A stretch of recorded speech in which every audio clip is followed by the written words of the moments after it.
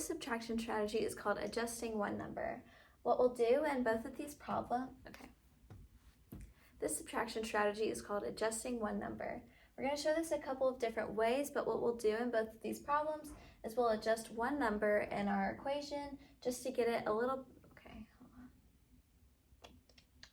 This subtraction strategy is called adjusting one number. We're going to show this a couple of different ways, but what we'll do in both of these problems is just adjust one number to make it a little bit easier to solve.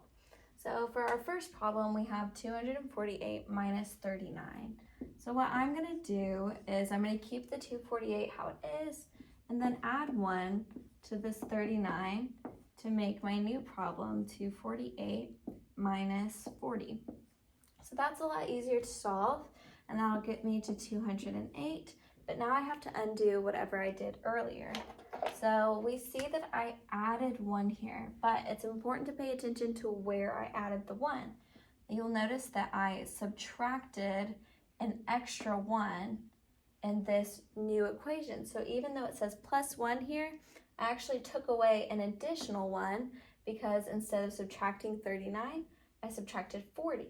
So I'm going to have to add 1 back into my answer for 248 minus 40 to get me to 209, which is my answer to 248 minus 39. Now over here we have 248 minus 16, and I'm going to change the 248 this time. I'll add 2 to it to get my new problem to be 250 minus 16. Now I know that this is 234, but now I have to undo whatever I did earlier. So I added 2 here, and this came before the minus sign, so I really did add 2 here, and I need to undo that by subtracting 2 from 234.